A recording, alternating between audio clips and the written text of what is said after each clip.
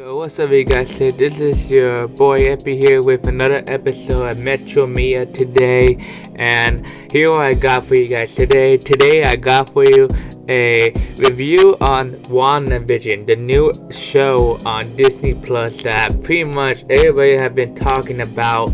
I watched like the first two episodes and all that. I've been hearing that it's been getting like some hate, some people like it, some people find it boring and all that. I would say this. I would say the show is pretty much alright. It's not the best comedy, I would say. Like most recent comedies that I see now time of day are just pretty much sucky and a bit boring sometimes. But nowadays, long ago comedy is like better, and it just feels better and feels natural. Like Two and a Half Men was way better, but then when it got to later, like when it was almost ending, it just like kind of died down. The same with kind of what that called How I Met Your Mother. The comedy died down. It's like they run out of ideas a bit, and with this episode, WandaVision, it just seems like a good show a bit, but like it seems like the comedy dies down a bit, and the comedy just like does not go into it very well. A lot of people saying and making memes about WandaVision that if you want to make a good show on Rotten Tomatoes, make it 10 times boring as it is as usual.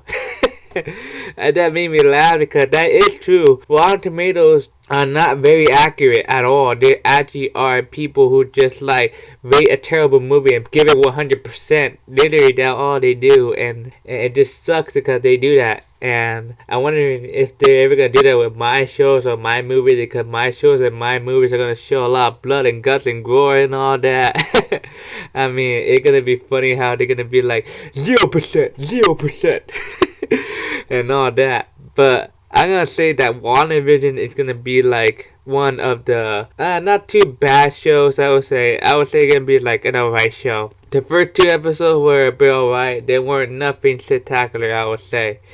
But I think sometimes people are being impatient about this show for it to grow, and they just need patient for it. Probably because the black and white did not go with the show because we're not in the 80s anymore. So yeah. But anyway, guys, look, we just gotta be patient for this show to grow, and just like other shows, it just takes time for it to grow. So anyway, let's move on to the next topic. We heard that Foo Fighters released a couple of new songs. I think they released one that was called War. I'm not sure.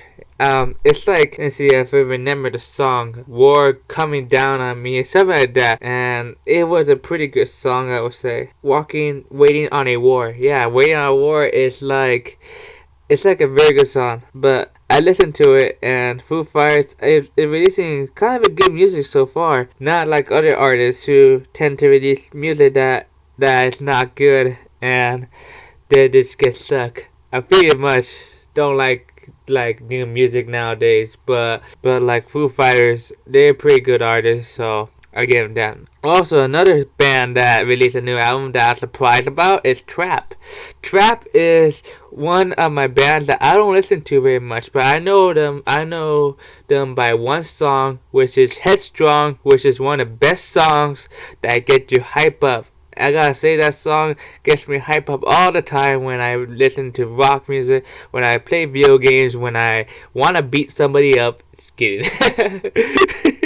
I'm just kidding about that. But yes, that song gets me so hype up, I swear.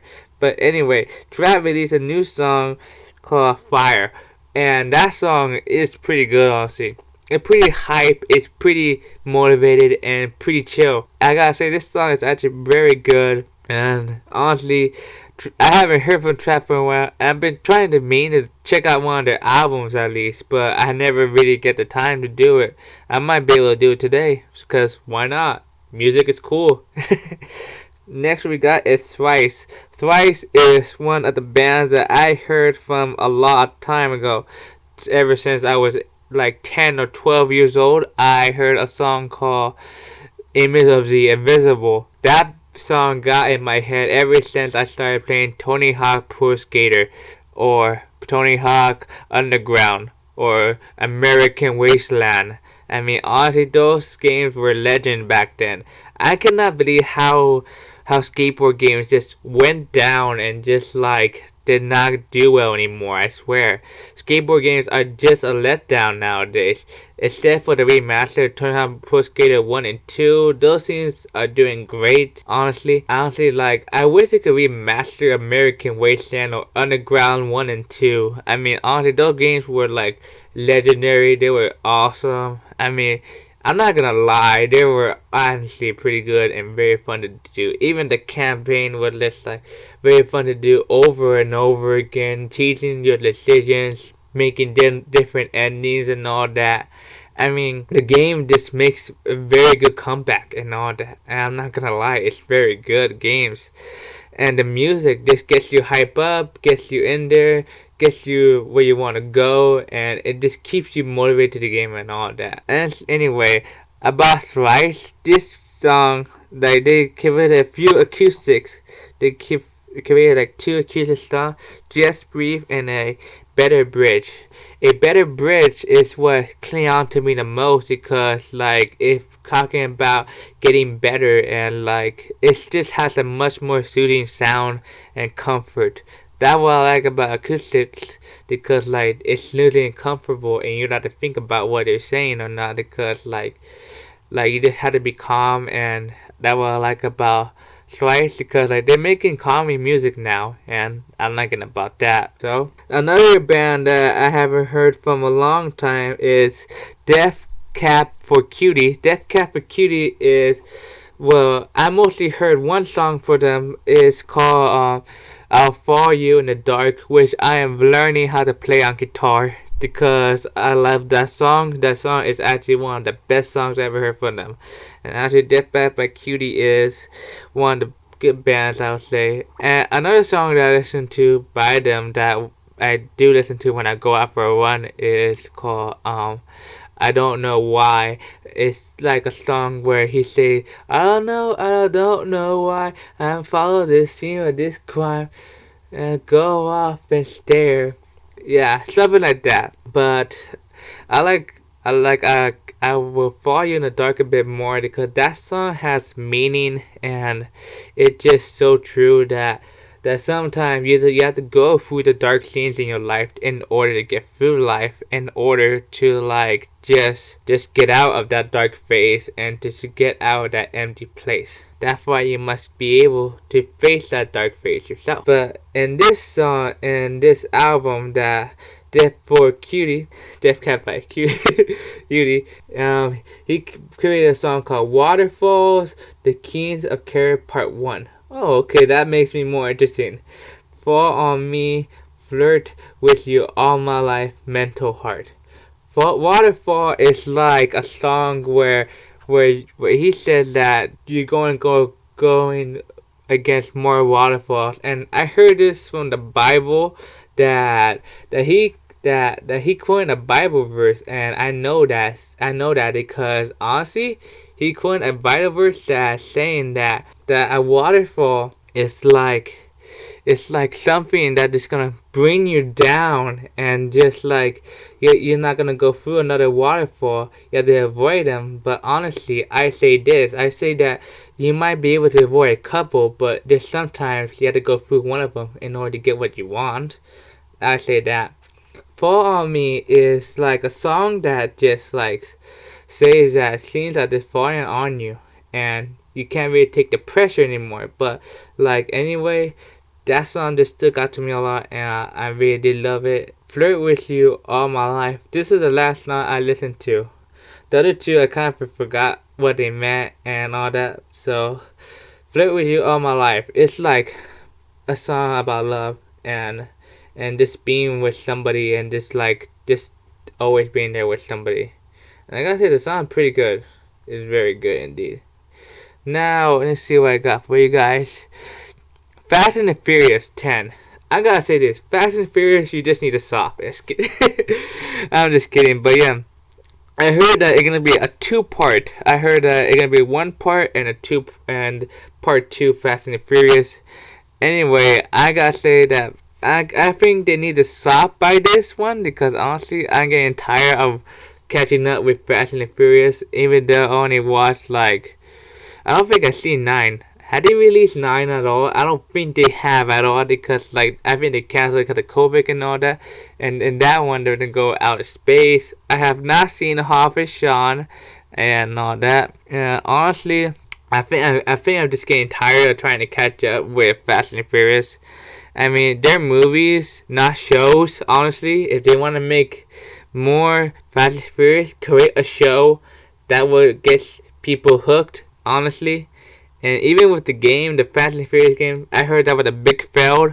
And honestly, I'm not planning on getting it, since a lot of people it's a big fail, and I believe other people, so I'm not getting it at all. Anyway, guys, I don't know what they're gonna do in Fast and Furious Part 2 and Part 1. Honestly, I heard they're gonna go to space, and I also can see why Part 2, Part 1, because if they gotta cover space and they gotta cover John Cena, I can see why, because like it's a lot to cover and all that. So next, moving on, Corey Taylor came out with a new song called Samantha's Gone, and he came out with this song because like, well, it's not really a song that he came out with, but like I would say that I watched the music video a couple of days ago, and it was a pretty good song. The music video was kind of silly, I would say. I mean, he just like, kill yourself. This song is terrible. At the very end, he said that, and I gotta say that it was like an okay music video. I like the song and all that, but the guy was pretty much a mean guy. But I laughed because it was just comedy, and I like it. And he chose the Guns N' Roses band instead. I would have chose them instead of Guns N' Roses. I like Guns N' Roses, but honestly, I like Corey Taylor because I like hardcore rock and heavy metal more than Guns N' Roses, I would say. Also, Keith Rollins released a new solo track for like his. Keith Rollins is the guy from Breaking Benjamin, and he is one of the guitarist from Breaking Benjamin, and he just released a new solo track for himself, and I think it's called, let me see what I got. He does other solo tracks himself.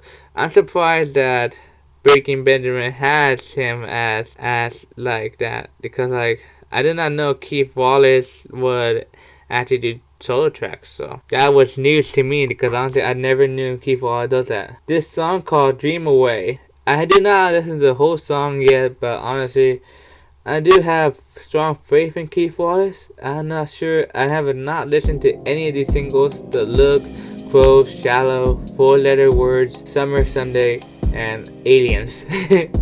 But yeah, I have not listened to any of these, but I think I could check them out someday, because why not? Music is awesome, and everything else is awesome too, I'll say. But anyway, that's all I got for you guys today, and I hope you guys really enjoy my podcast and all that. Please like, share, and subscribe to my channel, guys, and I'll see y'all next time. Peace, love yourself, and be yourself in life.